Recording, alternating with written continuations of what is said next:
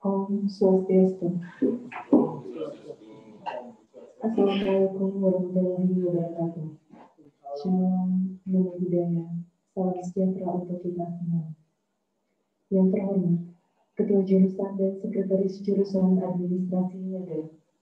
Yang terhormat, Ketua Program Studi Manajemen Bisnis Internasional. Yang kami hormati, Bapak Idewo Made Bayu Atmaja Darmawan Eskom MCS sebagai narasumber pada siang hari ini. Dan yang kami banggakan, Bapak Ibu dosen jurusan Administrasi Niaga yang sekaligus sebagai peserta metode pembelajaran era digital 4.0 yang hadir baik secara daring maupun luring pada siang hari ini.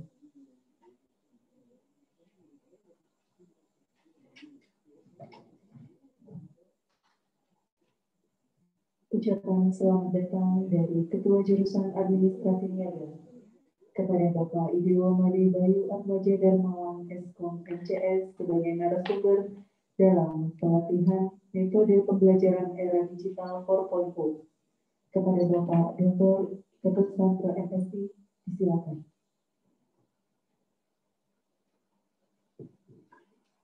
Terima kasih atas waktu yang diberikan kepada saya mewakili manajemen jurusan Administrasi Niaga Politeknik Negeri Bali. Dalam hal ini dengan rasa bangga dan penuh hormat saya ucapkan penghargaan yang setinggi-tingginya kepada yang terhormat Bapak Idewo Made Bayu Atmaja dalam komputer MCS atas kesediaannya hadir memenuhi undangan panitia dalam rangka memberikan pencerahan, memberikan sharing mengenai tema pelatihan yang hari ini, yaitu pelatihan inovasi metode pembelajaran pada era digital 4.0. Itu kita sangat yakin dengan kemampuan Bapak Idewo Made Bayu Atmaja Eskom MCS yang telah melakukan pembelajaran daring di era digital ini, karena beliau berasal dari Universitas Udayana dengan bidang ilmu yang memang relevan dengan media pembelajaran hari ini.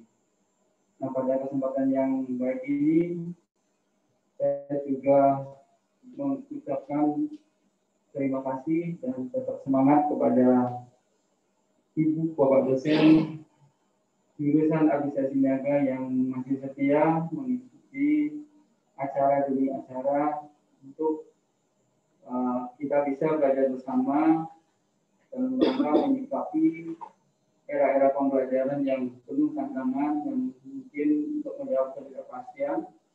Sehingga pada kesempatan ini dari hibah P3DP yang dimenangkan oleh tim dari Prodi MBI dapat mengundang pembicara-pembicara atau pemateri dan narasumber yang berkualifikasi dan berkembang di bidangnya.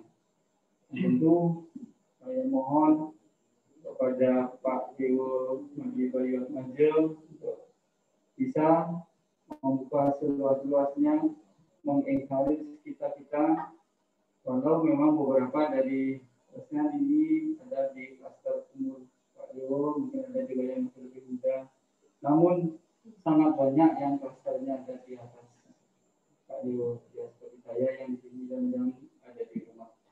Nah, dengan demikian Bapak Ibu dosen yang ada di sini, kemudian Bapak Ibu dosen yang ada di daring secara online di rumah masing-masing, saya berharap dapat mengikuti acara ini penuh dengan konsentrasi penuh sehingga apa yang di-sharing oleh Bapak Dewo benar-benar bisa kita serap dan bisa kita aplikasikan.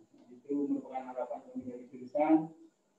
Dan saya tegaskan sekali lagi, mohon Pak Dewo Made Bayu Atmaja Eskom MCS bisa memotivasi kami, setelah memotivasi ya bisa meyakinkan dan bisa benar-benar kami bisa menggunakan pengalaman-pengalaman dan teknik-teknik yang Pak Dewo berikan, sehingga pembelajaran di UTMBI pada khususnya dan jurusan administrasinya pada umumnya dapat sejajar dengan kampus-kampus lain dalam hal pembelajaran. Barangkali itu yang bisa saya sampaikan. Nah, pada kesempatan yang baik ini juga panitia yang telah mengirim rencana acara ini yang tentu sudah bekerja dengan maksimum. Namun jika kami sudah kekurangan, akhirnya bisa menggunakan berbagai media sehingga ada yang offline atau luring di sini dan dari jauh dari bisa mengikuti dengan baik. Yang tentu Pak Dewo mohon maaf juga karena peralatan yang ada seperti ini yang kita miliki, teknologi yang ada baru seperti ini yang kita miliki. Terang jurusan belum memiliki kesiapan untuk menghadapi metode-metode workshop atau metode-metode pelatihan yang berbeda sebagai buat kami. Itu yang kondisinya yang ada di kita. Dengan demikian yang tadi saya ingin bersama dengan pengajar Limat, semoga acara ini mendapatkan berkah, mendapatkan anugerah dengan memanjatkan pengajar Limat. Om Swastiastu. Kemudian waktu saya serahkan, sebelum saya serahkan saya tutup dengan permohonan. Om Santi, Santi, Santi. Om.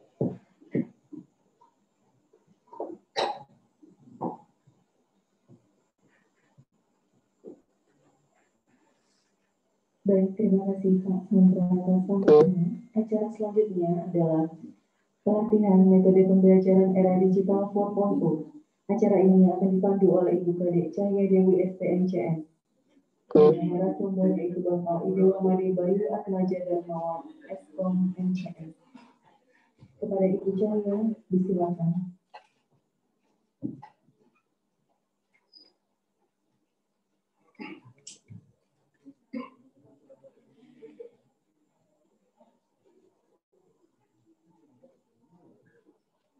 Baik, terima kasih kepada Bu Prita. Selamat siang Bapak Ibu, para peserta pelatihan inovasi metode pembelajaran era digital 4.0. Baik, jadi kita masih dalam pelatihan ini kita laksanakan dalam blended, jadi ada peserta offline dan juga ada peserta online. Kami berterima kasih banyak atas kehadiran Bapak Ibu dosen yang sudah hadir pada kesempatan kali ini secara offline, dan kami juga sangat berterima kasih kepada Bapak Ibu dosen yang sudah berpartisipasi secara online. Jadi pada hari ini di pelatihan inovasi metode pembelajaran era digital 4.0 ini sebagai penutup serangkaian pelatihan kita. Jadi di hari pertama kita sudah ada pelatihan seperti, di hari kedua ada pelatihan blended learning, dan hari ini kita lebih mantapkan lagi dengan pelatihan inovasi metode pembelajaran era digital 4.0. Saya mohon izin memperkenalkan dulu narasumber kita. Selamat siang Pak Dewo Bayu. Jadi nama lengkap beliau adalah Idewa Made Bayu Atmaja, Eskom MCS, Master of Computer Science. Beliau adalah dari Prodi Informatika di Universitas Udayana. Dalam hal pembelajaran jarak jauh, beliau sudah memiliki pengalaman yang luar biasa, sudah memenangkan hibah nasional dan internasional. Kemudian juga beliau aktif sebagai pembicara dalam pembelajaran jarak jauh. Baik, untuk mempersingkat waktu, kami persilahkan untuk Bapak Dewo Bayu mempresentasikan materi pada hari ini. Silakan.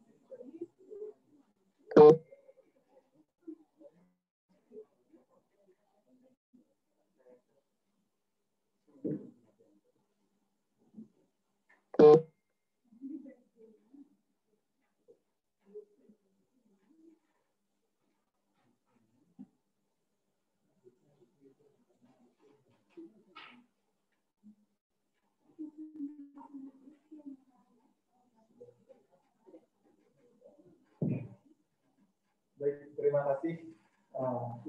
Sebelum saya mengawali pembicaraan spesifik hari ini, mari sama-sama mengajukan pengajian umat, mohon bagi kita diberikan keselamatan dalam situasi yang normal pandemi COVID-19 dengan pengendali.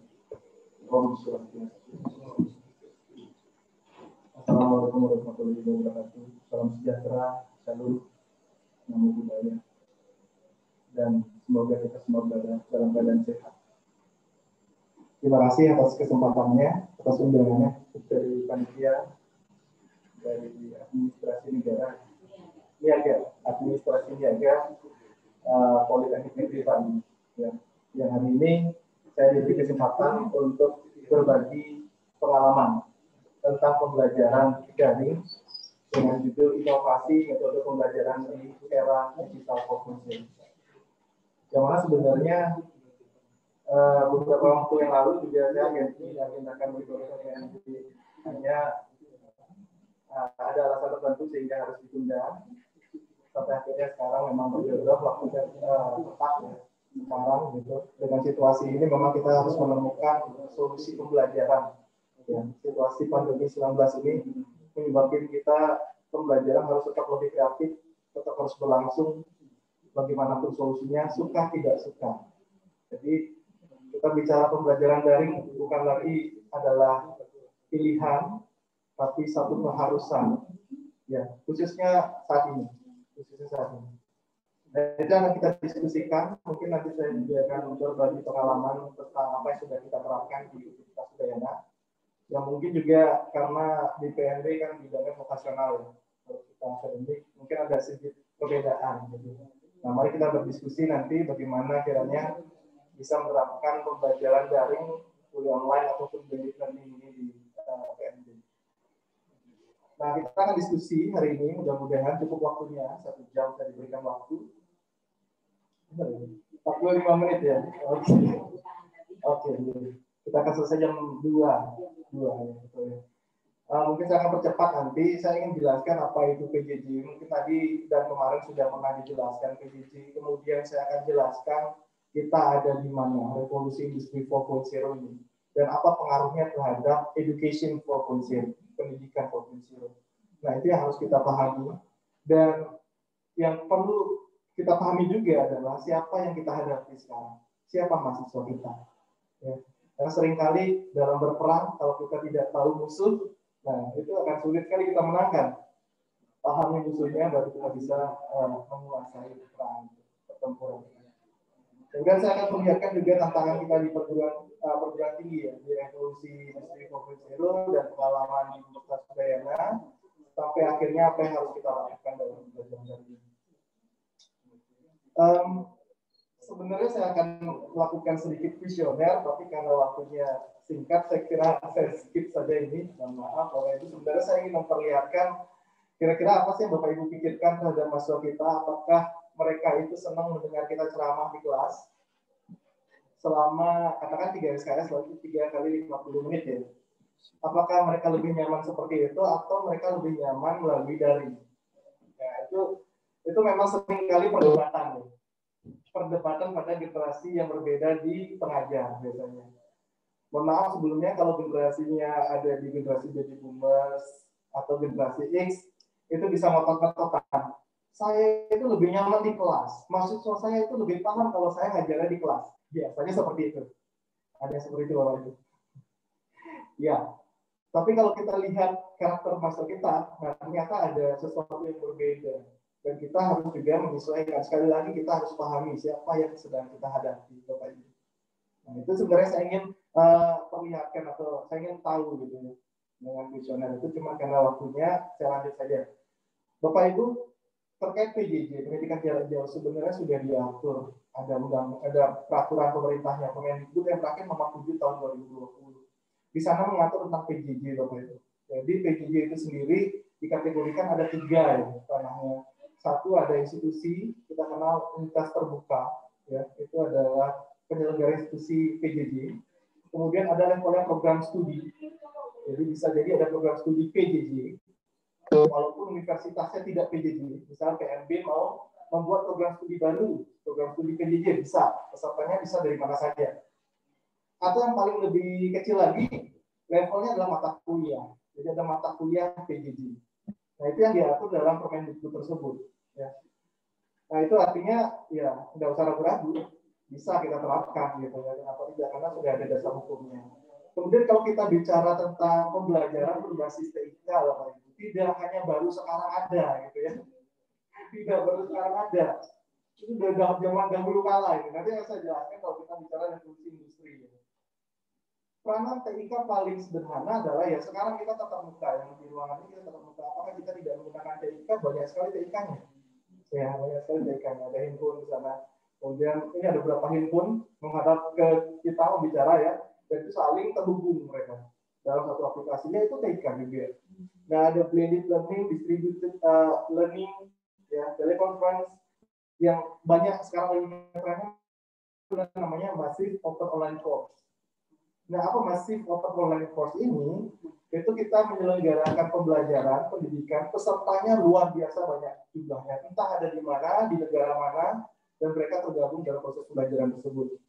Berarti segmen pasarnya lebih luas lagi.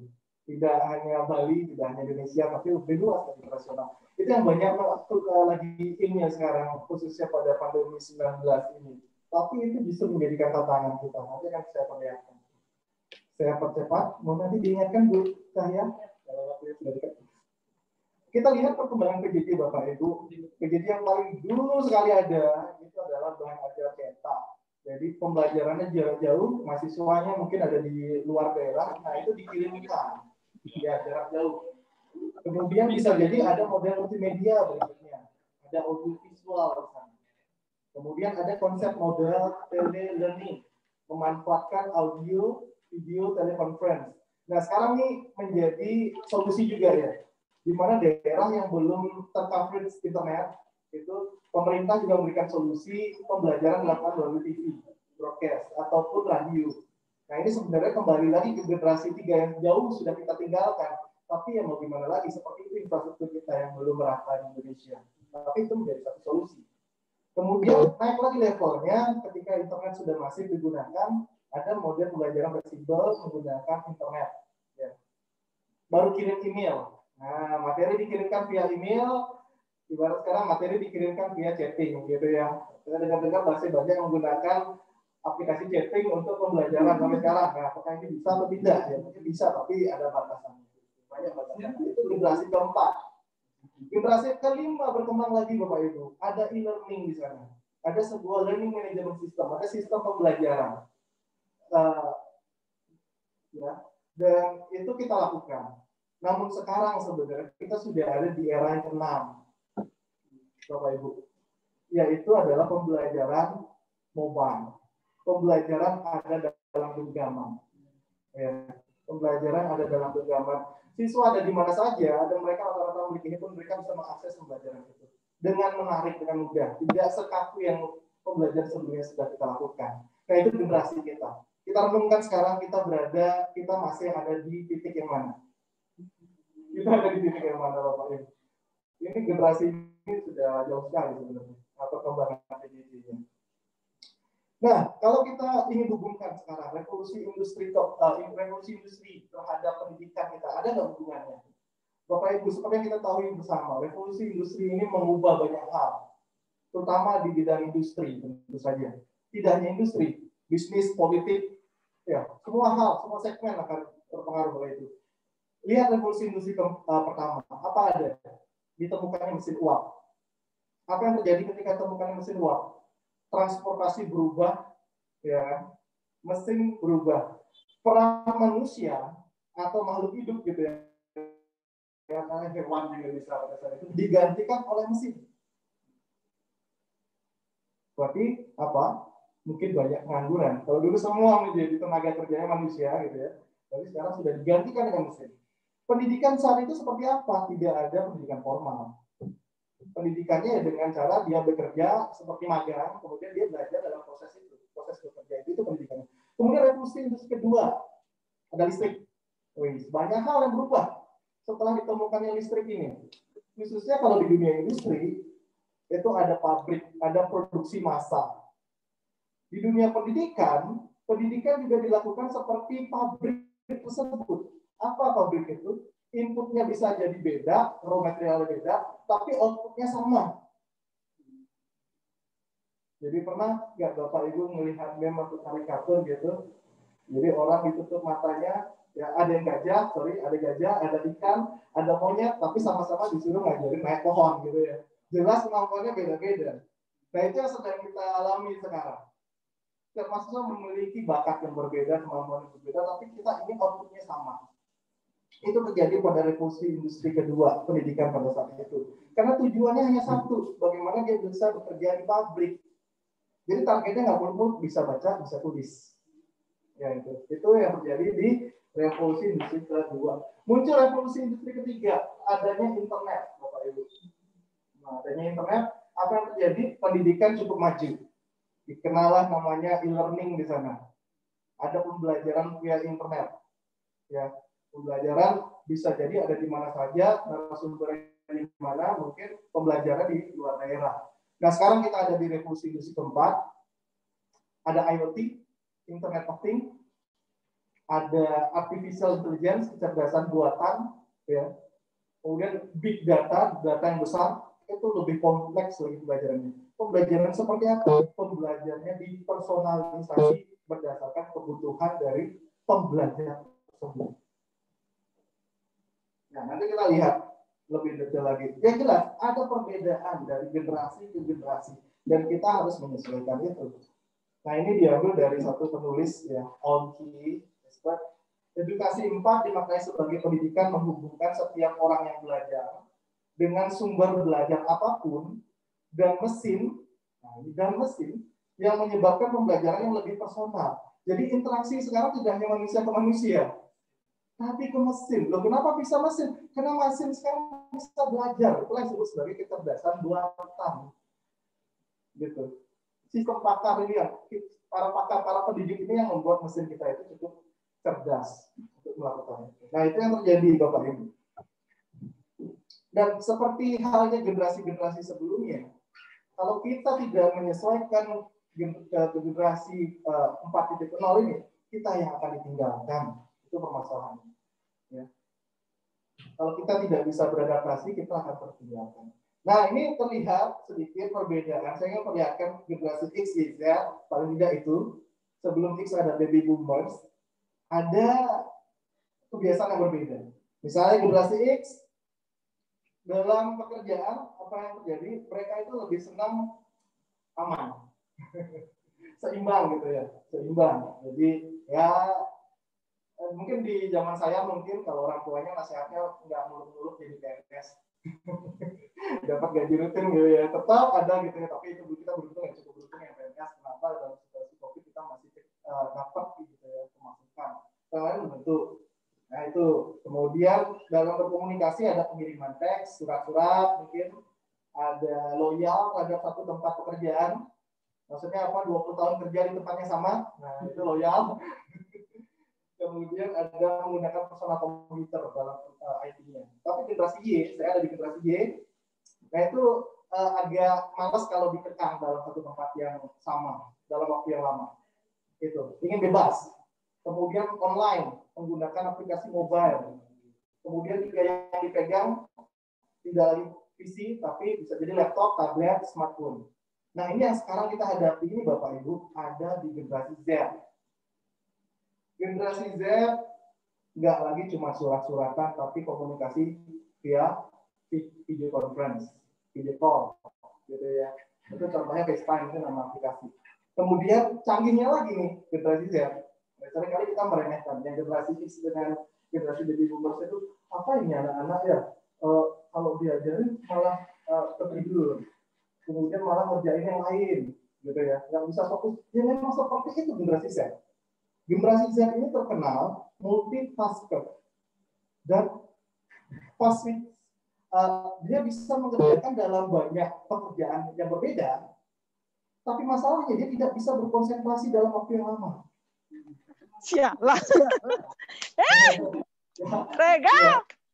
Regal. Nakal. Kalau masa kita nyaman mendengarkan kita 3 kali 50 menit di kelas, kalau kita boleh jujur, enggak. Dengan generasi mereka, enggak. Pasti enggak. Itu ketika kita tanya sebelum COVID. Setelah zamannya COVID, semuanya daring. Saya bertanya, Adik-adik ini nyaman nggak sih pembelajaran daring? Enggak. Loh, kok jadi bertentangan ya? Baru saya telusuri lebih dalam, kenapa nggak nyaman? Semua dosen ngasih tugas, Pak. Mending saya duduk manis di kelas, nggak ada tugas, daripada saya harus ngasih tugas terus-menerus. Oh, ternyata alasannya seperti itu. Alasannya adalah strategi pembelajaran dari dosen tersebut. Memang seperti itu kah? Bebannya seperti apa? Itu yang harus kita pikirkan. Bukan berarti mereka yang tidak nyaman, enggak. Ya, tapi ada sesuatu yang harus kita perbaiki dalam strateginya. Nah, itulah generasi Z, Bapak Ibu. Yang berbeda ya dengan generasi kita atau mungkin di atas saya. Dan karakteristik dari digital native. Nah, ini generasi Y dan generasi Z ini dikatakan sebagai digital native. Kalau generasi di atasnya dikatakan digital imigran. Ya, digital imigran. Yang ini digital native. Apa itu? Nah, pembelajarannya dilakukan secara intuitif. Intuitifnya gimana? Kalau disuruh baca buku, itu malas. Lebih senang nyoba langsung. Nah, ini sebetulnya kalau ada inovasi ya, banyak prakteknya kan. Jadi akan belajar dengan melihat dan mencoba langsung. Disuruh dengar waktu lama nggak akan kuat. Gitu. Beli alat baru, ada manualnya, nggak mungkin dibaca manualnya. Ya, Bapak Ibu pernah baca manual nggak ya? Beli handphone baca manual nggak? Enggak ya. Coba langsung ya. Nonton YouTube. Kalian pernah nggak pikir anak-anak balita sekarang langsung bisa main handphone? Siapa ngajarin? Nggak ada. Dikasih remote sama handphone pilih handphone. Iya, coba orang tua kita diajarin pakai handphone. Wah, stres ngajar. Padahal sudah tingkat pendidikannya lebih tinggi ya. Ini balita bacanya belum bisa. Kenapa? Itu digital native. Dia belajar dengan intuitifnya. Ya, dia mencoba, dia berani mencoba, dia bisa. Gitu. Dan mereka itu belajar nggak pasif, tapi senang dengan partisipasi, senang dengan diskusi. Itu gaya mereka. Nggak senang dia dengar aja selama sekian jam, nggak senang. Kemudian yang tadi saya bilang, rapidly text switch, dia tuh loncat-loncat cara berpikirnya. Apa yang dipikirkan dulu loncat-loncat. Katakan saja chattingnya tuh bisa di WA, bisa di Line, bisa di Facebook gitu ya, Messenger. Itu dalam waktu yang sama, orang yang beda-beda, topik juga beda-beda. Mungkin pacar 1, pacar 2, pacar 3. Gitu. Rayu ini. Mungkin sedikit salah sebut nama, wah ketawa. Ya itu mereka jago banget tuh. Seperti itu cara berotak mereka, pemetaan dari otak mereka yang seperti itu. Dan ya ini mungkin bisa juga mereka melihat dunia ini tanpa hierarki. Nggak ada lagi senioritas, nggak ada lagi orang tua, anak muda. Sama semua, netizen maha benar, maha kuasa.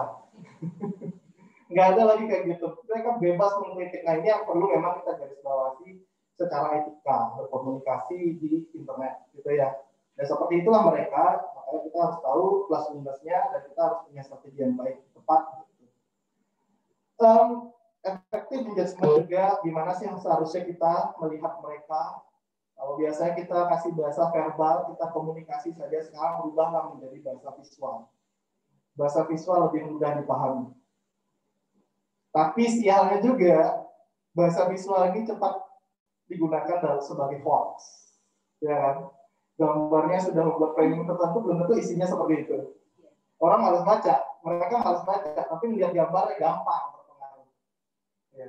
Nah itu. Dan tapi dari sisi pengajaran pun kita melihatnya, kita berikan contoh kasus gitu. Kalau Bapak Ibu dari dunia industri akan jadi lebih mudah, kasih aja kasus-kasus langsung. Seperti apa masalah-masalah yang dihadapi.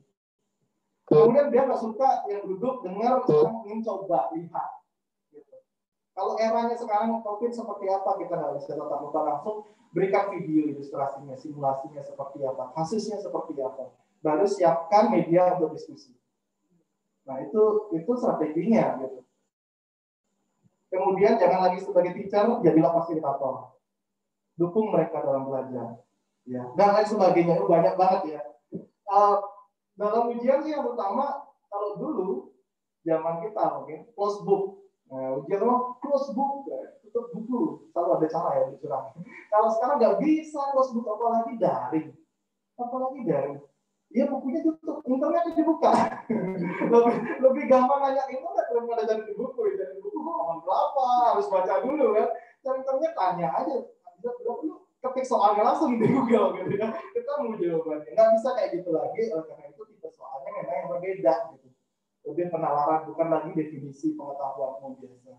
Atau ada strategi-strategi lain kalau kita ingin menguji capaian sampai pengetahuan.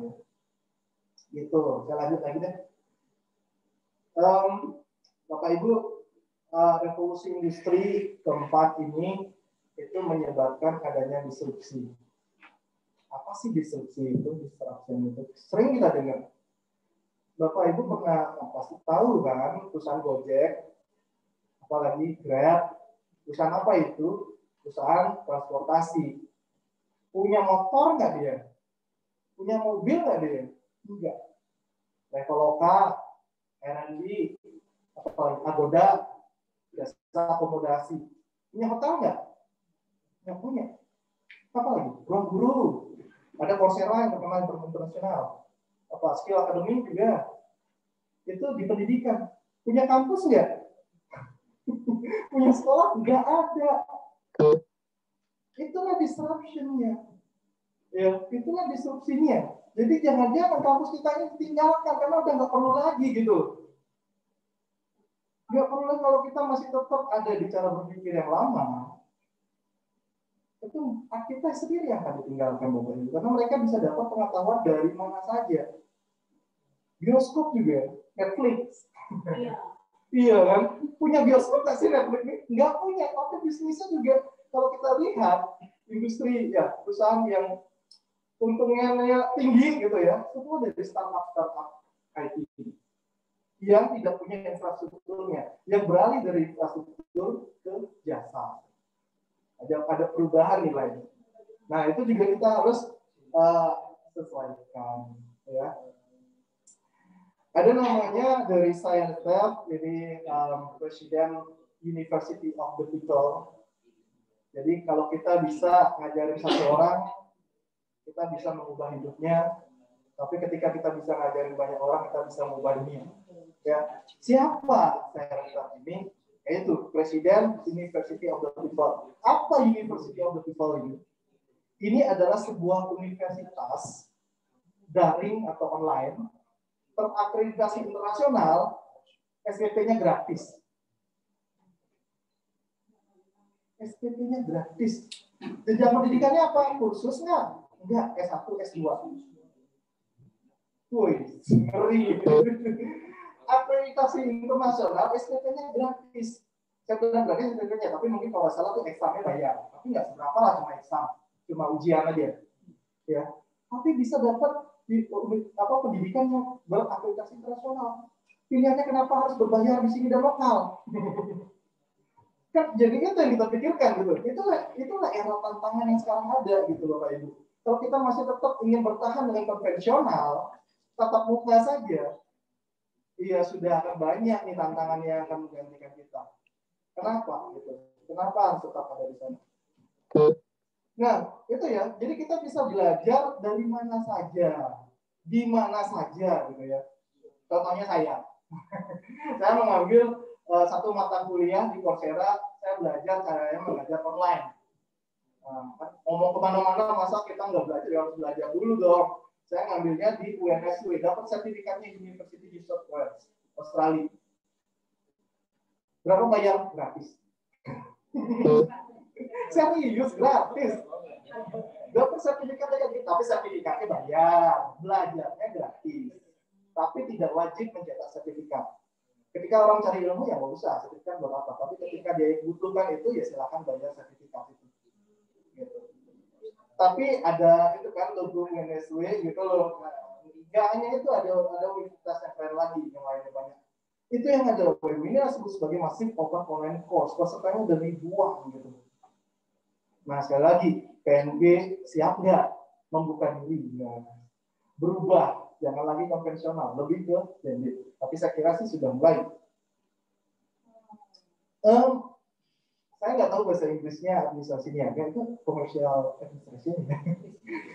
Bisnis ya, lebih ke bisnis. Oh ya, saya coba niaga apa komersial, oke komersial. Kalau bisnis lebih banyak lagi, saya iseng cari di Udemy, salah satu online course juga. Apa sih mata kuliah yang ada di Udemy ini tentang commercial administration? Ternyata saya temukan 2.886 mata kuliah yang tersedia online. Ini berbayar. Harganya berapa sih? 150.000 satu mata kuliah. Apa aja isinya? Saya pernah ikut, Bapak Ibu, keren banget isinya, silabusnya jelas, videonya banyak, tugasnya bagus, penjelasannya lengkap, diskusinya nggak hanya orang lokal, internasional. Waduh, kalau kita ini repot nih, kalau mau bertahan kayak gini aja repot. Tapi kita juga pikirkan, oh ini bisnis juga nih, bisa juga kita kembangkan nanti, kita buka mata kuliah. Supaya yang ngambil nggak hanya orang mahasiswa PNB saja, tapi orang ada di mana-mana. Bisa nggak kayak gitu? Bisa. Apa namanya? Ini Indonesia udah ngembangin namanya Institut Pendidikan Cyber Indonesia. Diresmikan di Bali tahun 2019. Oh, di Bali nih, di Bali baru 2019. Tapi menuju sana udah panjang. Ada dulu PDTT berubah menjadi Sepada Indonesia, ingin mengintegrasikan semua pembelajaran di Universitas di Indonesia. Akhirnya ingin membuat marketplace. Marketplace itu kayak Tokopedia atau Bukalapak gitu ya. Kalau kita di Tokopedia itu cari barang-barang dari beberapa lapak yang berbeda. Kalau di sini ini marketplace-nya pembelajaran. Banyak universitas yang tergabung di sana menyediakan mata kuliahnya, orang mahasiswa dari mana saja bisa join di sana. Jadi ibaratnya kasarnya Bapak Ibu di sini di administrasi niaga punya mata kuliah yang spesial gitu ya, yang unik. Nah, itu bisa dijual di sana. Gitu. Mahasiswanya nggak lagi 80 karena keterbatasan ruangan gitu ya. Bisa jadi 1.000 karena nggak harus kesini di rumah mereka kerjanya gitu. Nah ini coba dipikirkan dulu. Harus kita bersyukur ada Bu Cahya. Bu Cahya ini senior saya dulu di Ilmu Komputer, dan saya sudah melihat ada buku juga yang sudah pernah terbitkan tentang blended learning, luar biasa sekali. Bapak Ibu bersyukur ada sumber daya manusia yang sudah ada di sini. Oke. Di Udayana kayak gimana sih kita memulai? Sebenarnya sudah panjang ya ceritanya ya Bapak Ibu, e-learning dari 2006 dari saya mahasiswa dulu, tapi sempat memang mati suri. Kita bangkitkan lagi ketika saya mendapatkan hibah pada Indonesia, dulu namanya PDIPT, sistem pembelajaran daring, sistem pembelajaran daring Indonesia. Kemudian Bapak Ibu yang di atas itu kita adakan klinik PJJ namanya untuk sertifikasi. Jadi dosen itu kita kasih sertifikasi. Ada 2 sertifikat yang dapatkan. Selesai pelatihan, dapatnya profesional sertifikat. Jadi itu ada assessment-nya. Jadi harus hadir terus, di assessment, di tes gitu ya. Outputnya udah ada nggak, baru bisa dapat sertifikat. Nggak hanya absen. Kita udah nggak mau lagi absen itu. Outcome based lah semua aktivitas kita. Nah, setelah dia bisa menyelesaikan mata kuliah daringnya, itu harus terlaksana. Kalau sudah terlaksana, baru dia mendapatkan sertifikat profesional. Jadi ada 2 tuh. Ada buatnya, ikut pelatihan, sampai dengan dilaksanakan. Yang di atas salah satu peserta kita, jadi kegiatan ini dilakukan selama 3 bulan, Bapak Ibu. Cukup panjang ya, setiap hari Jumat. Setiap hari Jumat, kalau yang terakhir 2020 karena COVID, itu secara daring, 90 menit saja. Yang di atas itu adalah Ibu Rektor. Jadi Ibu Rektor kita selama 3 bulan aktif mengikuti pelatihan tanpa digantikan, tanpa minta izin. Jadi selama pelatihan juga duduk manis di sana. Ibu Rektor, kemudian di belakangnya ada Direktur Pasca, dan semua dekan. Nah, karena ketika pimpinannya sudah maju seperti ini, dosennya malu. Bahkan komisi aja nggak berani. Rektornya depan duduk, gimana komisi? Nah, itu pentingnya memang dukungan stakeholder, dukungan pimpinan gitu ya, untuk memang untuk berubah. Dan kita bersyukur kita sudah melakukan ini sebelum COVID. Kita bersyukur sekali. Sehingga ketika ada COVID, kita sudah infrastruktur kita sudah punya, SDM kita sudah cukup ada, gitu, cukup kompeten, ya seperti itu. Itu kemudian produk kami juga di Pusat Inovasi Pembelajaran. Kami buat mata kuliah Digital Society. Nah, ini untuk menyikapi dari mahasiswa yang hadir revolusi industri keempat yang bidang ininya bukan IT. Tapi revolusi industri keempat ini semua tentang IT. mau dia kedokteran, mau dia sastra gitu ya, budaya, tetap harus paham IoT, artificial intelligence, cybersecurity, dan teman-temannya itulah, big data tadi. Kita kasih dia dalam digital society, mata kuliah wajib semua prodi. Mahasiswanya berapa kelas ini? Ada 4.000. Karena satu angkatan kami sudah 4.000. Jadi dalam waktu yang sama pesertanya 4.000, dosennya berapa? Ada 16. Maksudnya paralel? Enggak, setiap topik kita bagi. Satu topik diambil menjadi 2-3 dosen. Saya memperlihatkan bahwa Bapak Ibu, jangan khawatir kalau nanti menyelenggarakan daring, tim teaching itu sulit manage-nya. Justru akan jadi lebih mudah. Anda bayangkan kalau mengajarkan 4.000 mahasiswa, serentak, gimana ngatur, bukan mengajarnya, ngatur jadwal ini, gimana caranya? Sulit. Padahal, definisi dalam SKS, dalam Permendikbud itu, adalah pembelajaran dalam 1 minggu. Ya, satu SKS adalah 50 menit pembelajaran tatap muka, 60 belajar mandiri, 60 tugas terstruktur dalam 1 minggu. Oleh karena itu, ya sekarang dituangkan apakah 1 minggu 1 kali pertemuan atau 2 kali pertemuan, gitu. Nah, tinggal dituangkan seperti itu aja. Kalau seperti itu definisinya dalam pembelajaran daring kita mudah. Oke, kalau gitu pembelajaran ini kita buat satu topik berapa pertemuan, berapa minggu jadinya durasinya. Dan monitoringnya akan jadi lebih mudah. Gitu. Nah, ini contoh kasusnya aja. Dan Bapak Ibu dari 16 dosen itu semua membuat videonya sendiri. Semua membuat videonya sendiri gitu. Ya. Katakan belum mampu buat video gampang, nggak perlu beli kamera macam-macam, handphone udah bisa. Sekarang kita nih cuma pakai handphone aja loh. Udah bisa telekonferensi itu. Kalau tadi Pak Kapolri bilang kita terus semua, udah cukup, udah bagus. Udah luar biasa, mah ini speakernya lagi keren. Mikrofonnya udah bagus sekali. Ya, bahkan nggak perlu laptop aja pakai, ada nggak punya laptop ya? Nggak mungkin lah dosen semua punya ya. Masuk juga rata-rata sudah ada kameranya kan. Jadi tinggal direkam saja, kita ngajar, upload ke YouTube gratis. Ya sudah, kita bisa bikin konten pembelajaran. Bapak Ibu bayangkan kalau konvensional seperti apa? Hari ini ngajar, semester depan ngajar lagi, ngomong lagi, semester depan ngajar lagi, ngomong lagi capek. Sekarang bikin video sekali, semester depan ngajar lagi, play. Tahun depan play. Capeknya sekali, gitu. Ya enggak? Iya, harusnya kayak gitu. Investasinya lama, capeknya sekali, tapi panjang, gitu. Dan nggak perlu beli alat macam-macam lagi, udah ada kok. Laptop, cukup, gitu ya. Cuman bagaimana itu, nanti ceritanya panjang. Bagaimana melakukan, seringkali kita tuh, kalau nggak biasa di IT gitu ya, rumit, karena belum dikerjakan rumit, gimana, padahal semua alat udah ada. Tinggal belajar cara pakainya aja. Nah, apa sih yang dilakukan di pembelajaran daring? Nah, kalau dulu kita sebut ada konvensional tatap muka, kemudian ada tengah-tengahnya online dengan tatap muka disebut sebagai blended learning. Blended learning ini menggabungkan tatap muka dengan online. Berapa persen? 30-79% itu online. Bisa 30 aja. Kalau kami di Udayana tetap ada tatap muka Bapak Ibu. Tapi tatap mukanya nggak lagi ceramah. Diusahakan seperti itu. Tetap ada transisi ya, dosen senior sulit. Tetap transisi, tapi kami usahakan seperti itu. Loh, kok nggak ada ceramah lagi? Pernah ingat nggak pernyataan Pak Menteri, Mas Menteri gitu?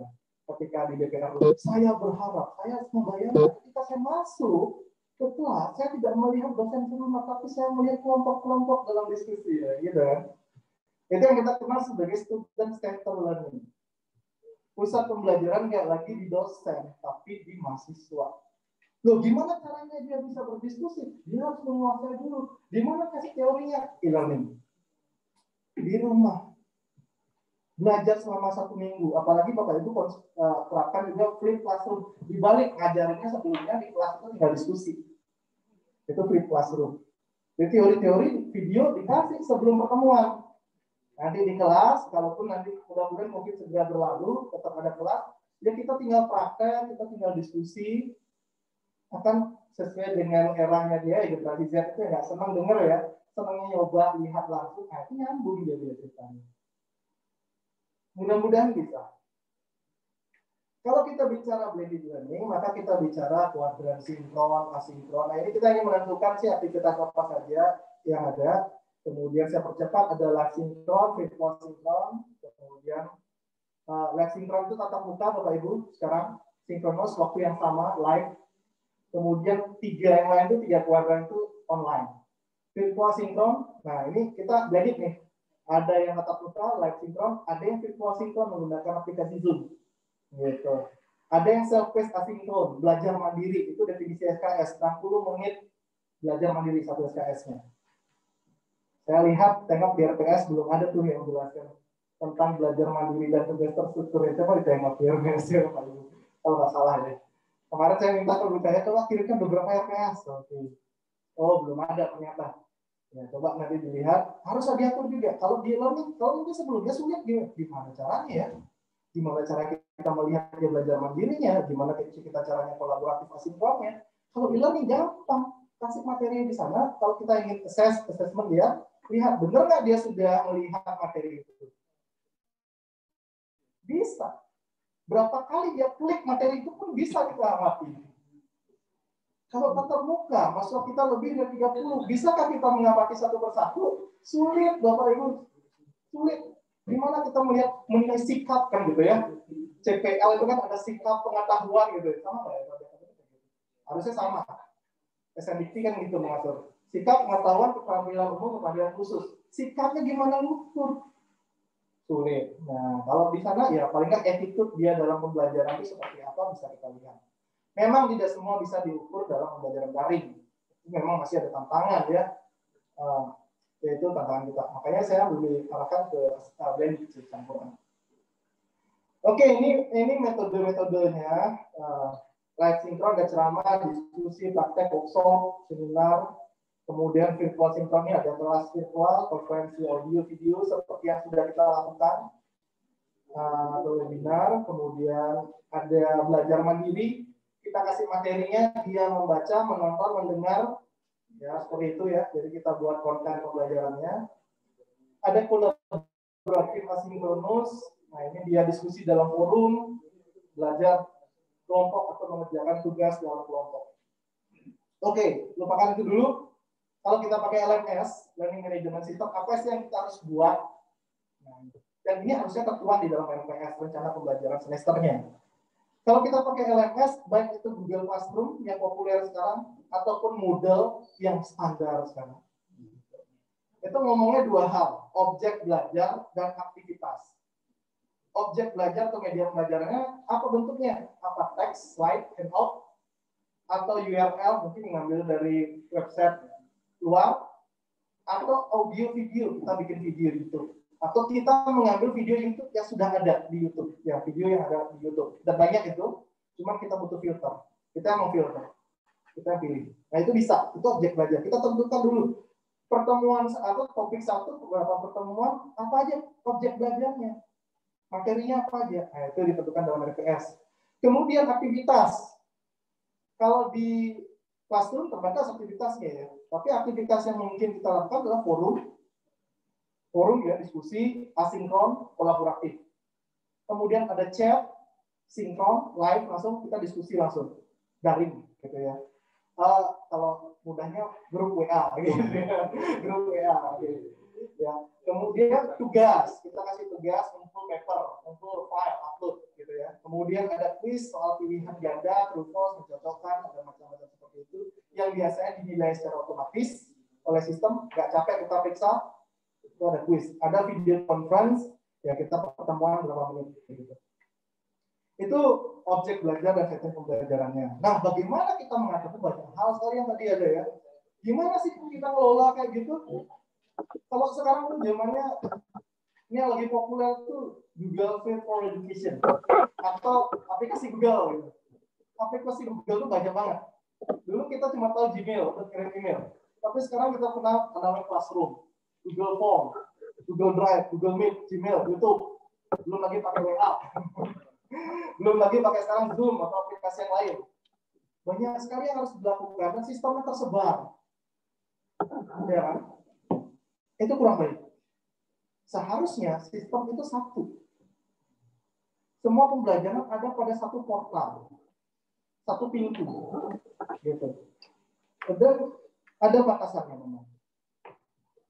Tapi kalau kita khususkan pada Google Classroom, Bapak Ibu, tadi saya menyebutkan banyak aplikasi. Sekarang saya fokuskan Google Classroom. Apa aja sih yang melibatkan Google Classroom ini? Cuma tempat ngumpulinnya aja. Ketika Bapak Ibu upload file materi, itu ditaruhnya di mana? Google Drive namanya. Ketika mau bikin assessment quiz, taruhnya di mana? Google Form. Dan perlu kita tahu Google Form itu memang bukan untuk assessment sebenarnya. Oleh karena itu banyak sekali batasannya. Kita nggak bisa bikin durasi. Kita nggak bisa memilih beberapa soal dari sekumpulan soal sehingga soal setiap masuk beda-beda. Ya, banyak sekali batasannya. Yang paling bisa kita lakukan adalah ya oke, kita bikin sekumpulan soal, mereka mengerjakan itu, kemudian kita acak tampilan soalnya, tapi soal yang sama diperlihatkan itu semua mahasiswa kita. Dan analisis jadi agak lebih sulit. Itu. Kemudian di YouTube, Google Meet, atau Zoom sekarang kita pakai, dan Gmail untuk kirim email, pesan, notifikasi, dan sebagainya. Nah, sistem yang lebih canggih lagi namanya Learning Management System. Ya, Google Classroom contoh dari Learning Management System yang sederhana, saya bilang.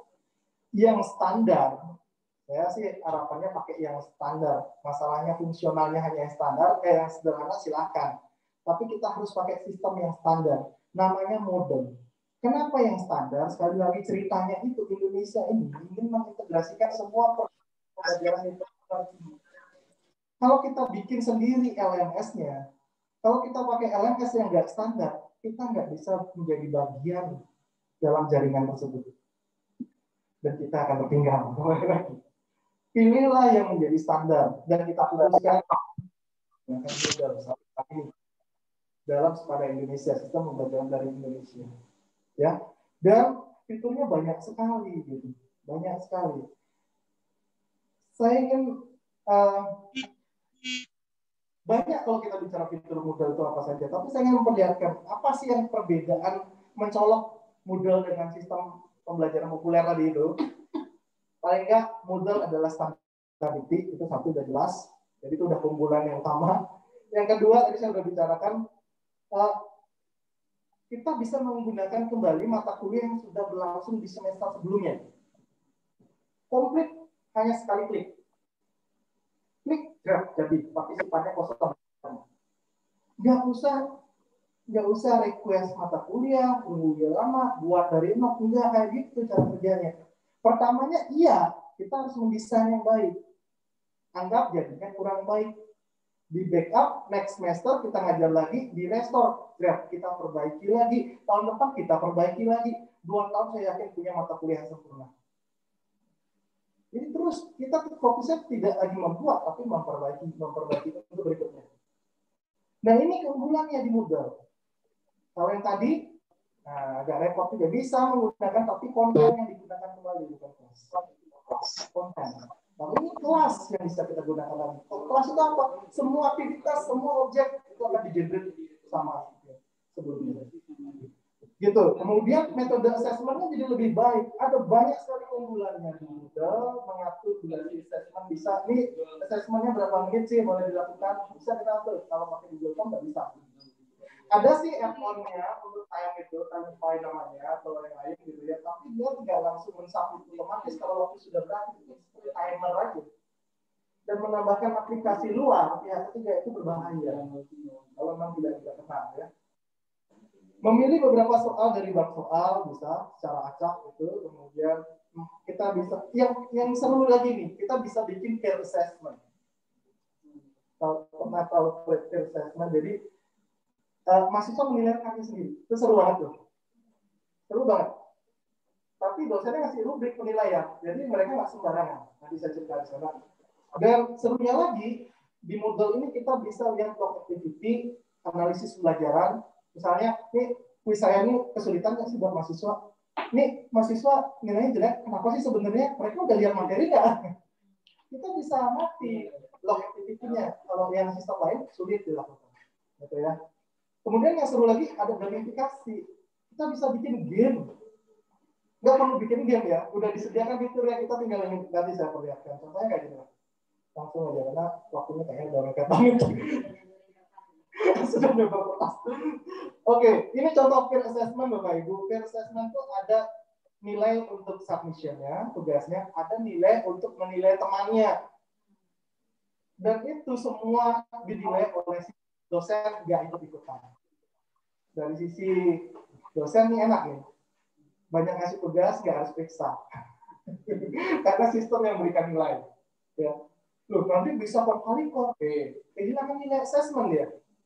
Nggak bisa, sistem kita kan cerdas. Misalnya, ini anak seharusnya kita kasihnya nilai 60, dia ngasihnya 90. Nilai assessment-nya kan buruk. Dia tidak mungkin mengorbankan dirinya kan. Ya kan? Itu masalahnya. Jadi, ya seru lah. Kita di sini hanya membuat strateginya, instruksinya yang jelas, kayak gimana. Instruksi submission, instruksi assessment, kayak gimana. Bila perlu kita, dan harus kita berikan rubrik apa aja kriteria penilaian, dan apa penjelasan setiap poin nilainya. Sehingga mahasiswa seharusnya cukup jelas untuk menilai. Gitu. Ini contoh aja ya, kecil banget. Ada nilai submission, ada nilai assessment. Nanti sistem akan secara cerdas. Ini artificial intelligence yang saya bilang masuk ke dalam learning management systemnya. Yang saya bilang revolusi industri keempat tadi. Ya. Bukan hanya wacana. Ini game. Ada banyak sekali game, ada kayak gini, ular tangga ini apa namanya, ada milioner ya, want to be millionaire. Ada yang milih kata-kata gitu ya, ada banyak lagi.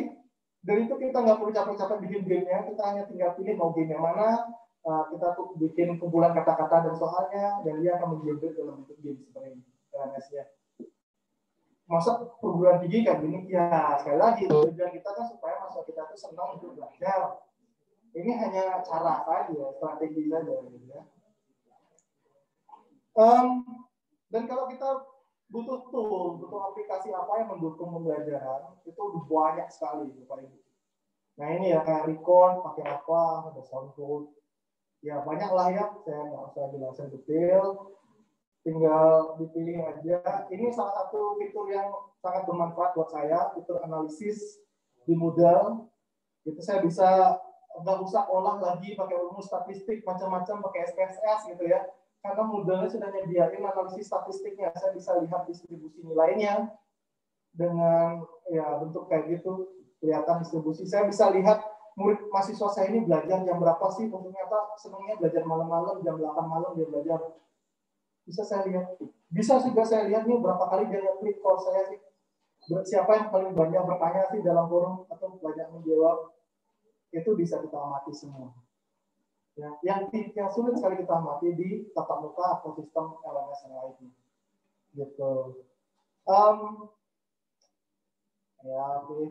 Simpulan, saya kira sudah banyak tadi ya. Saya kira itu Bu Cahya, Bapak Ibu, mohon maaf jika ada salah kata. Saya kira mungkin lanjut jika ada diskusi.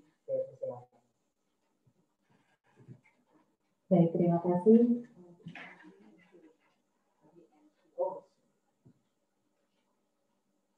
Ya, terima kasih dari Pak Dewo Bayu, ini masukannya banyak sekali. Mungkin ini juga kami memberikan informasi, kami di PNB juga sudah menggunakan Moodle, jadi kami sudah ada kuliah.pnb.ac.id. Mungkin hanya saja tadi masukan yang luar biasa dari Pak Dewo Bayu, kami dapat banyak masukan, ternyata bisa bikin game sekarang di Moodle. Ya, jadi kalau misalnya selama ini pengalaman kami, memang kalau untuk memonitor mahasiswa benar sekali di Moodle itu enak sekali. Jadi saya di semester ini mencoba ceritanya pindah ke lain hati, saya nyoba pakai Google Classroom karena satu alasan gitu. Kemarin di awal memang saya keteteran di perencanaan, akhirnya saya mencoba dengan Google Classroom dan benar sekali dari sisi monitoring. Tadi di sebelumnya juga sudah ada yang bertanya gimana cara kita untuk menilai sikap. Itu memang kalau dengan Moodle kita bisa melihat dengan siapa mahasiswa yang sudah melihat materi apa, berapa kali dia melihat. Jadi ketika si mahasiswa menjawab kuis, akan terlihat bedanya mahasiswa yang benar sudah melihat materi dengan yang belum. Jadi itu tadi terima kasih banyak masukan dari kami. Memang strategi pembelajaran kita yang harus diubah. Kita tidak bisa menyalahkan market kita saat ini. Memang benar sekali tadi kok sekarang anak dengan gampangnya belajar teknologi, bahkan anak saya 1,5 tahun sudah bisa membedakan mana film yang disukainya. Baik, terima kasih. Sekarang kita lanjut dengan sesi tanya jawab, baik untuk Bapak Ibu yang hadir offline di sini Dan Bapak Ibu yang hadir online, kami persilahkan waktunya untuk berdiskusi lebih lanjut dengan Bapak narasumber kita. Silahkan.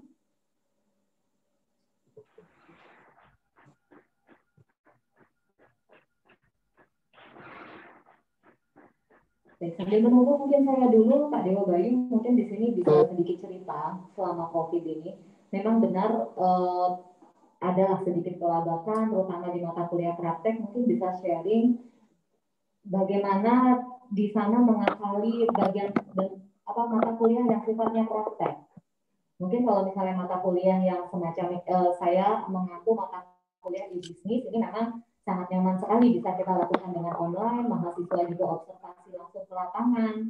Mereka tidak harus ada di kampus untuk observasinya menghayal kalau di kampus kan. Mereka diskusi dengan temannya sambil menghayal, tapi kalau ketika online mereka langsung berhadapan dengan masyarakat. Nah, tapi ada beberapa mata kuliah yang mengharuskan mereka bertemu dengan alat. Mungkin Pak Dewa Bayu bisa sharing sedikit bagian mana yang bisa di online kan, dan seperti itu. Apalagi Pak Dewa Bayu kan memang dari teknik ya, dari ilmu komputernya. Oke, terima kasih. Memang di awal ketika kita bicara pelajaran blended sebelum COVID-19, praktikum itu tidak direkomendasikan dilakukan secara daring. Itu pembahasannya. Jadi memang blendednya teori-teori pengetahuan itu kita kasihnya via daring. Yang tadi saya bilang konseptif classroom. Kemudian kita diskusikan di kelas. Tapi untuk praktikum itu akan sulit kita terapkan jika dilakukan secara daring. Masalahnya sekarang ada COVID-19 ini. Jadi kita nggak bisa bilang itu bagus atau nggak bagus, itu pilihan atau tidak, daring itu. Masalah itu harus dilakukan. Sekarang solusinya bagaimana? Gitu kan? Kalau ini tergantung lagi pada praktikumnya ya. Ada beberapa praktikal materi itu yang cukup mudah kita lakukan tanpa menggunakan secara langsung atau menggunakan simulasi, kayak gitu. Kalau di saya mengajar jaringan komputer, maka cukup banyak dukungan di simulator. Kita bisa menerapkan itu menggunakan simulator itu teori-teorinya dan hampir sama dengan proses real. Kemudian saya juga mengajar pemrograman. Saya Moodle juga sudah bisa mengimplementasikan virtual lab. Jadi mahasiswa bisa coding langsung di Moodle dan itu bisa dievaluasi secara langsung skornya berapa, itu ada virtual lab. Tapi kalau ada praktikum yang kalau alat fisik gitu kayak mesin gitu memang nggak bisa, masa mesinnya dibawa ke rumah atau mereka suruh beli mesin, akan sulit memang sulit. Tapi kalau mereka bisa menjelaskan atau mesin itu bisa digantikan, ini kembali lagi sih pada mata kuliahnya. Mungkin mekanismenya pada pembuatan video. Mungkin ya, ini kembali lagi yang pada pengajarnya ya. Biasanya saya temui sih seperti itu. Mahasiswa disuruh bikin video untuk menjelaskan sesuatu di topik tersebut. Ya. Dan sekarang banyak, termasuk juga mata kuliah saya, itu tugas-tugasnya nggak lagi sedikit ke paper.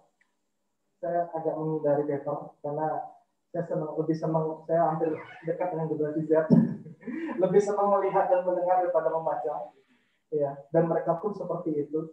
Jadi saya kasih tugasnya mereka bisa menjelaskan satu konsep teori atau mendemonstrasikan sesuatu dengan video. Satu, mereka lebih menyukai itu. Yang kedua, dokumentasi itu akan ada selamanya. Yang ketiga, karena dokumentasinya akan ada selamanya, itu akan mendukung backlink ke universitas ke PNB. Apa itu artinya? Webometri meningkat. Jadi ada hubungannya itu semua. Buatlah tugas-tugas ini, kalau kita lihat itu salah satu strateginya buat tugas aktivitas yang juga mendukung proses itu, gitu. Menambahkan backlink. Jadi kalaupun harus tulisan, ini harus tulisannya nggak di PDF lagi. Di mana? Bikin blog. Ya, bikin blog gratis. Mahasiswanya terkenal. Kalau rajin nulis dan tulisannya bagus, dan kalau dia memberikan afiliasi ke PNB, PNB-nya mendapatkan poin. Sama-sama menguntungkan. Kira-kira itu yang menambahkan ya. Tapi kalau tadi pertanyaan tentang workshop, apa tadi Pak Hukum atau workshop ya, memang sih lebih ke video. Ya, betul.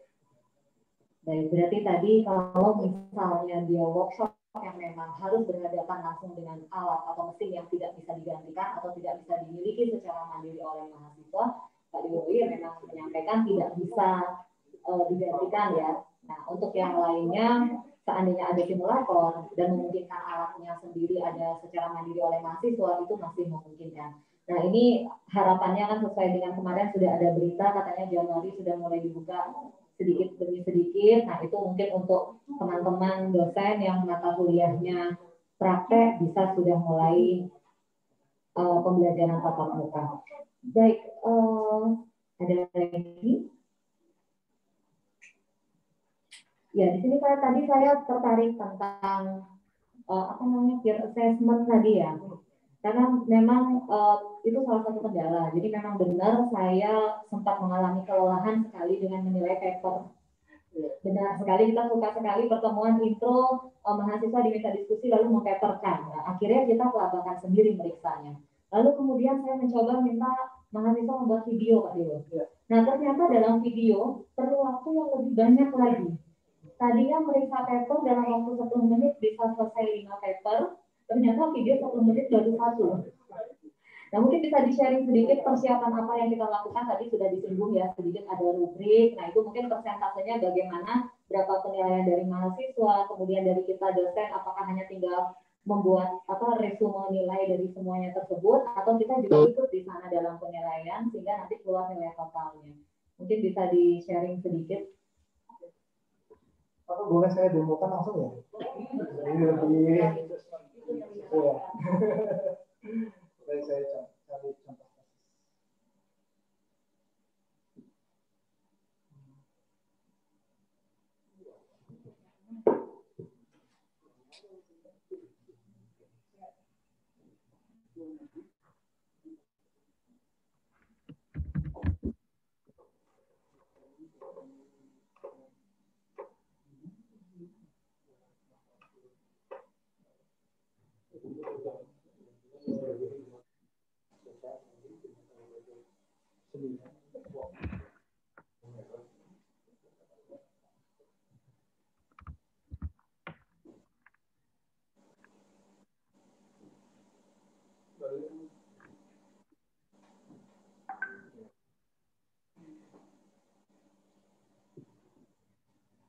Oke. Ini adalah contoh dari peer assessment ya. Peer assessment yang di model. Kalau di model itu nama fiturnya workshop. Jadi bukan peer assessment, workshop. Cuman ada limitasinya, workshop atau peer assessment ini tidak bisa dilakukan secara kelompok, tapi harus individu. Ya, individu, baik itu dalam bentuk paper ataupun dalam bentuk blog tadi, ataupun video. Gitu. Video juga bisa, dan itu sudah pernah saya lakukan juga. Apa saja sih yang harus dilakukan dari sisi dosen? Mohon maaf, ini mungkin kecil ya, bisa saya besarkan. Jadi kalau kita lihat di fitur workshop atau peer assessment ini ada berapa fase, 5 fase. Fase setup, submission, assessment, dan grading evaluation. Nah, fase setup ini kita mendeskripsikan apa sih tugasnya. Tugasnya tentang apa? Hanya overview-nya aja. Nanti detail ada tugasnya, kemudian bukan kriteria apa yang harus terpenuhi di sana itu akan dijelaskan di instruction for submission. Gitu. Misalnya saya perlihatkan saja. Nah, ini simpel aja sih untuk yang semester awal. Jadi ada tugas individu, saya suruh bikin paper gitu. Kemudian juga ada rubrik penilaian kita buat. Setelah kita jelaskan apa tugasnya, kemudian kita jelaskan rubrik penilaiannya. Di rubrik penilaian inilah kita membuat kriteria dan poin-poinnya. Misalnya kriteria 1 struktur laporannya. Itu 0 tidak terstruktur dan lain sebagainya. Itu bisa kita jabarkan di sini. Sehingga nanti mahasiswa kita itu cuma memilih saja di setiap kriteria berapa poinnya berdasarkan penjelasan itu. Jadi harus sejelas mungkin sih memang. Gitu. Deskripsi masalah dijelaskan. Kriteria 3 model, apakah ada model formula matematikanya atau tidak. Nah, itu kita rinci dia di sana. Kemudian setelah kita mendefinisikan tentang instruksi tugasnya dan cara menilainya, kita juga jelaskan sedikit instruksi tentang bagaimana penilaian itu dilakukan. Nanti ketika mahasiswa menilai, dia bisa baca, dia tahu bahwa cara dia menilai itu akan dinilai juga. Nah, kalau kita nggak kasih tahu kan, takutnya dia melakukan kecurangan karena tidak tahu gitu. Nah, kita kasih tahu dia mekanismenya. Oh, ternyata ada seperti itu. Kemudian ada pembagian siapa yang menilai siapa, gitu kan, mengalokasikan.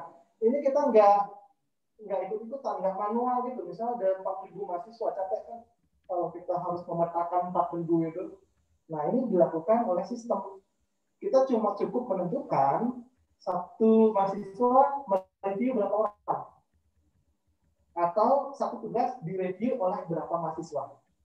Nanti ketika ini ada timeline, setiap pindah fase itu ada waktunya. Ketika sudah ada di fase assessment, akan otomatis dibagi kelompoknya oleh sistem. Nah, gitu. Enak banget. Nah, sekarang ada di fase grading evaluation. Di assessment ini mereka hanya menilai, kita nggak melakukan apa. Ya. Kita mau menentukan waktu kapan submission dilakukan, berikutnya kapan assessment dilakukan. Assessment semua pekerjaan mereka. Di pekerjaan kita mungkin di grading evaluation itu juga minim. Apa dilakukan? Ya cuma kalkulit saja. Sistem akan menghitung. Nah, apa yang dihitung? Ada dua komponen nilai. Ada grade for submission, ada grade for assessment. Nilai dari tugasnya yang diberikan oleh temannya, atau nilai dari caranya menilai. Nah, nilai ini dihitung, ada teori statistiknya. Apakah memang benar dia kayak gitu dari rata-rata atau tidak? Itu yang digunakan untuk nilai assessment-nya. Berapa persentase nilai submission dan assessment-nya ditentukan oleh dosen. Saya biasa menggunakan 70-30. Jadi kalau kamu mau baik sekali nilainya, kalau cukup ya oke, submission-nya aja harus bagus. Tapi kalau mau baik, maka kamu harus bisa submission yang bagus dan menilai yang bagus. Gitu. Baru di atas 80 nilainya. Tapi itu kembali lagi sih ke strategi dan pengalamannya dosen terhadap mahasiswa di mata kuliah itu. Gitu. Saya kira itu jauh. Ya, terima kasih. Berarti tadi karena ada menilai dan juga dinilai otomatis oleh sistem itu ya sebagai trigger agar si mahasiswa atau peserta belajar tidak membuat kecurangan.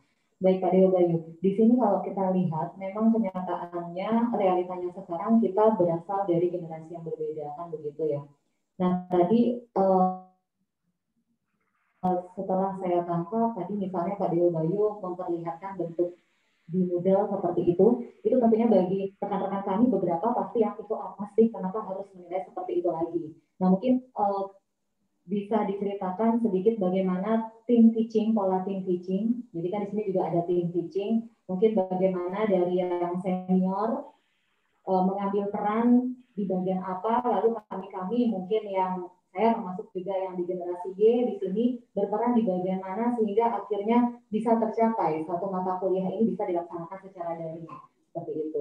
Satu pertanyaan terakhir Pak Dewa. Baik, ini kembali memang ke bagaimana pola team teaching itu dilakukan di mata kuliah tersebut. Team teaching yang pertama mungkin ada satu fakultas yang di UNED ya, itu dosennya banyak seniornya, tapi juga ada yang muda. Mekanismenya dosen senior ini menetapkan bagaimana pembelajaran materi-materi yang dilakukan, yang muda-muda ini mengimplementasikan dalam e-learning dan mengawasi bagaimana itu berlangsung. Ya, karena kalau dipaksa yang sudah sepuh juga sulit daripada nggak jalan mekanisme kayak gitu. Tapi yang mekanisme yang umum di team teaching itu topik yang dibagi. Nah ini asumsinya semua punya skill yang sama gitu ya. Skill yang sama biasanya dalam RPS itu topik gitu ya. Topik ini diajar oleh si A, topik 2 diajar oleh si B dan seterusnya. Setiap topik kalau kita mengacu pada RPS kan mesti ada materi, mesti ada aktivitas, assessment. Karena di setiap topik ada persentase nilainya.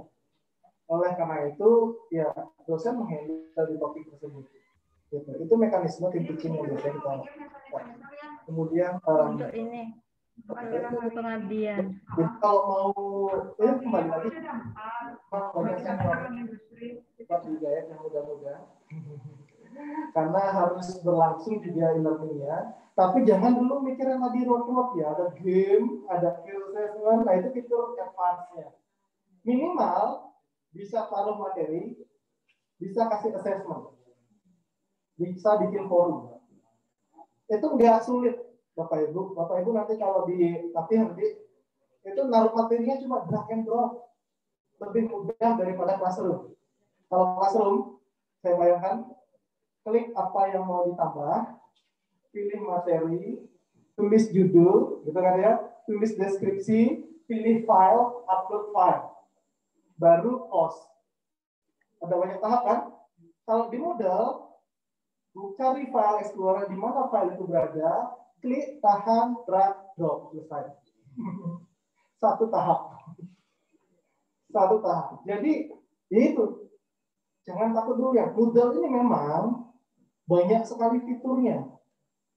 Semuanya dipikir takut pakai. Jangan gitu. Pikirkan apa minimal requirement untuk pembelajaran itu.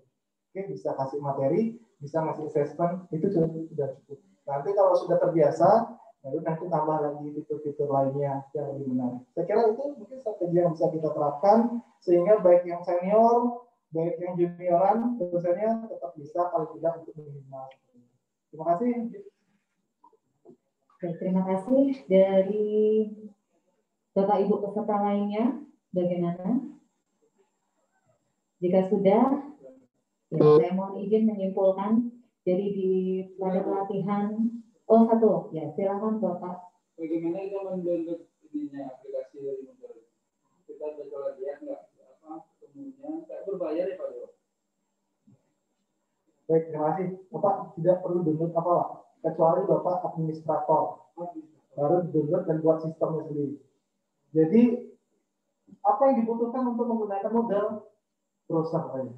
Bisa via HP, bisa via laptop. Yang tadi Bu Cahaya sudah katakan, PNB sudah punya Moodle, namanya kuliah.pnb.ac.id itu ya Bu Cahaya.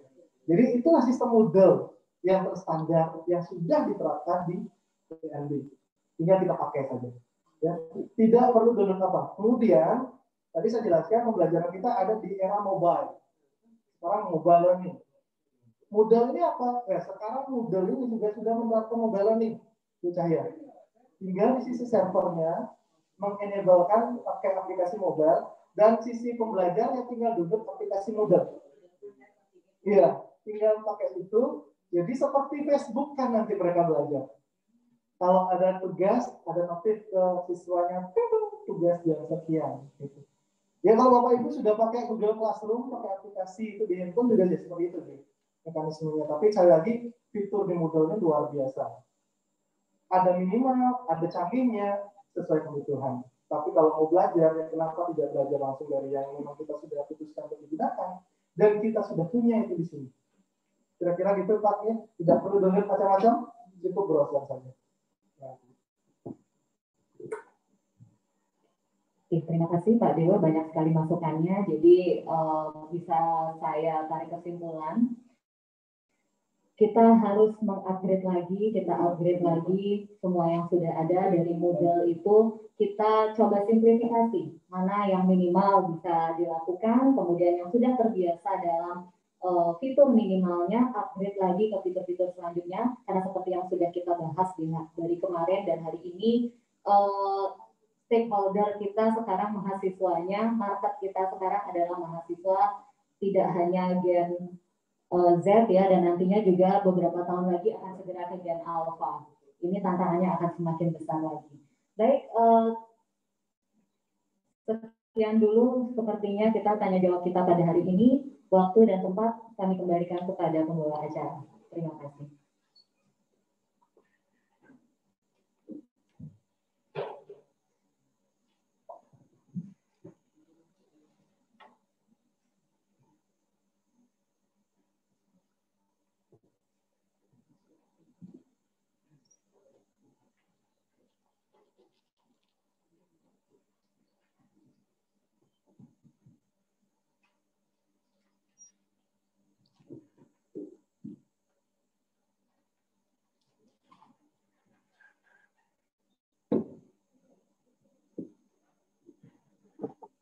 Baik, acara akan dilanjutkan dengan penyerahan kenang-kenangan oleh Bapak Ketua Jurusan Administrasi Niaga kepada Bapak narasumber yaitu Ade Bayu Armanya Darmawan, Eskom MCS. Kepada Bapak Sandra, disilakan.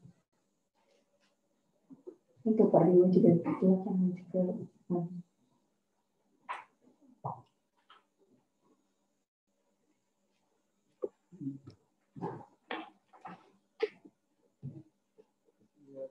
Ya, ucapan terima kasih kita Pak Dewan atas present juga.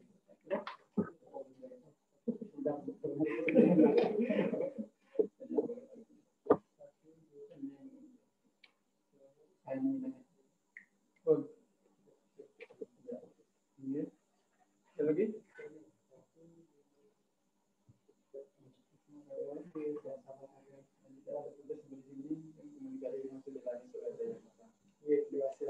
Maaf jika ada salah kata.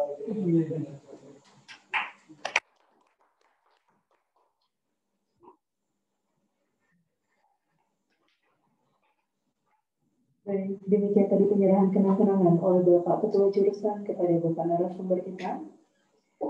Demikianlah rangkaian acara pelatihan metode pembelajaran era digital 4.0 yang siang hari ini telah berjalan dengan baik dan lancar sesuai dengan harapan kita bersama.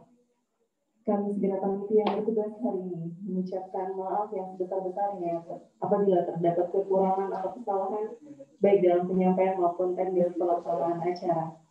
Akhir kata, saya mohon pamit dan tetap saya berpesan untuk selalu menjaga dan menerapkan protokol kesehatan dimanapun Bapak Ibu berada. Terima kasih. Selamat sore. Om Santi Santi Santi Om. Kami informasikan kepada Bapak Ibu yang masih ada di online, jadi mengikuti secara online dalam daring Zoom kita juga dipersilakan untuk meninggalkan Zoom meeting. Selamat sore.